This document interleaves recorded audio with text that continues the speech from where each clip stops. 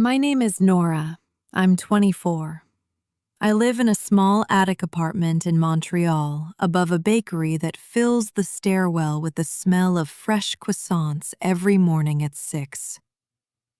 I wake up to that smell and to the sound of my neighbor's cat scratching at the shared wall.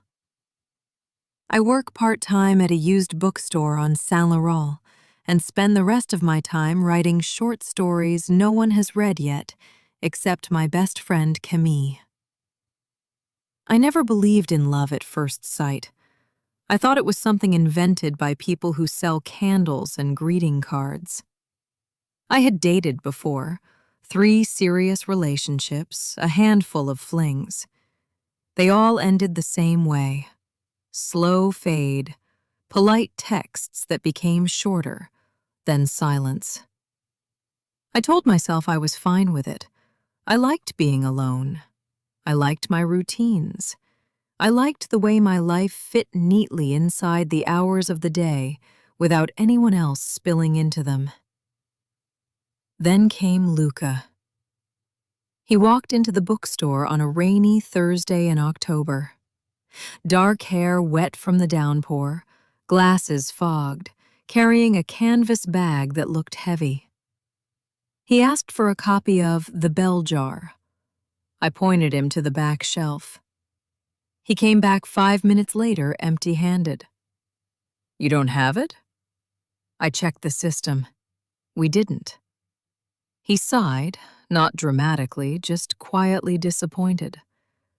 Then he looked at me, really looked, and said, "Do you have any recommendations for someone who feels like they're drowning in their own head?" I froze. No customer had ever asked me that. I handed him Sylvia Plath's Ariel, then The Bell Jar by another author I thought might reach him the same way. He bought both. When I handed him the receipt, he asked, "Do you read a lot of poetry?" I said yes.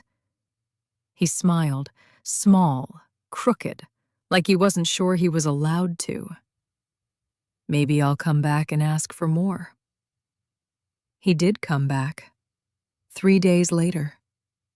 This time he asked for something lighter.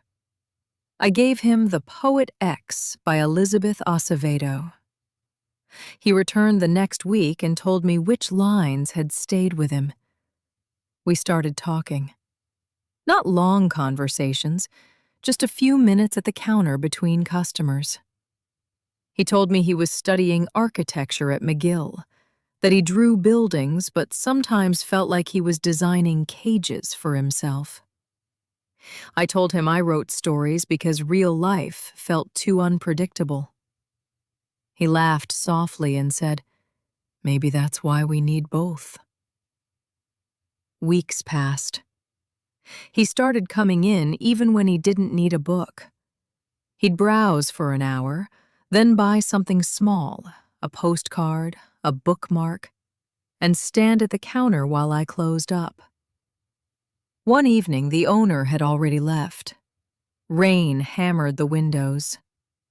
Luca waited until the last customer was gone, then asked, "Would you like to get coffee?" "Not here. Somewhere else. Somewhere we can actually talk." I said yes before my brain could list all the reasons to say no. We went to a tiny cafe 2 streets over. No music, just the sound of rain and cups clinking. We talked for 4 hours about childhood fears, about the books that broke us, about how sometimes you feel lonely even in a crowded room. When the barista started stacking chairs, we realized it was closing time. He walked me home. We stood under the awning outside my building. Neither of us moved to say goodbye. He kissed me then, slow, careful, like he was asking a question with his lips. I answered yes with mine. When we pulled apart, he whispered, I've wanted to do that since the first time you handed me a book. After that, we didn't rush. We didn't label anything. We just kept meeting. Coffee turned into dinners. Dinners turned into walks along the Lachine Canal at sunset. He showed me his sketchbooks, buildings with impossible curves, rooftops that looked like wings. I read him my stories in his tiny dorm room while snow fell outside. He listened like every word was important. He never interrupted. He never looked at his phone. He just looked at me.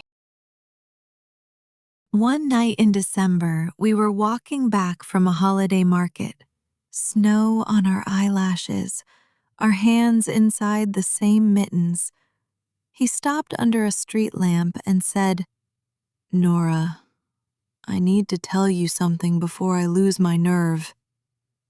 My heart dropped. Here it comes, I thought.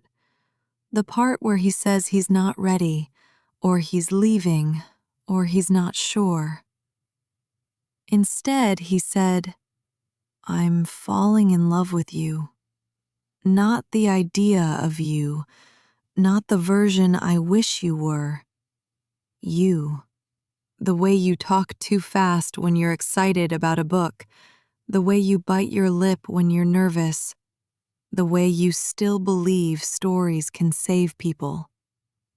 I love all of it, and I don't want to pretend I don't." I stood there in the snow, breath visible, heart loud. I had spent years building walls so no one could hurt me again. I had convinced myself love was a risk I couldn't afford. But right then, under that street lamp, with snow catching in his hair and his eyes steady and scared and honest, I realized the bigger risk was never letting anyone in at all.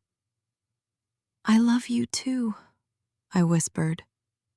"I didn't think I could again, but I do." He kissed me like the world was ending and beginning at the same time. Snow melted on our cheeks, cars passed, the city kept moving. But for those minutes, we were still. Now it's been 7 months. We don't live together yet. We still take things slow. He leaves me little notes in the books he borrows, quotes he knows I'll love, or just "thinking of you" written on a receipt. I leave playlists on his phone with songs that remind me of him. We argue sometimes about endings of movies, about whose turn it is to buy groceries, about whether poetry or architecture tells the truer story of being human. But we always come back to each other. I still work at the bookstore. I still write. I still wake up to the smell of croissants and the sound of juniper scratching the wall. But now when I open my eyes, I reach for my phone and see his name on the screen. "Good morning, storyteller. Dream of anything good?" I smile, type back, and for the first time in years, I believe the answer might be yes. I'm 24. I used to think love was something that happened to other people, that it was loud and dramatic and always ended in pain. Turns out it can also be quiet, steady, a hand reaching for yours on a snowy street. Someone who listens to your stories like they're the most important thing in the world. Someone who stays even when you're not sure you deserve it. Luca isn't perfect. He forgets to text when he's late. He leaves dishes in the sink. He hums off-key when he's happy. But he shows up every day. And slowly, day by day, I'm learning to show up too. The bakery downstairs is baking again. The smell drifts up through the floorboards. I smile, pull the blanket higher. Luca is still asleep beside me, his arm over my waist, his breathing slow and even. I think maybe this is what home feels like. Not a grand love story, not a movie ending, just ours, quiet, real, and enough. Thank you for watching.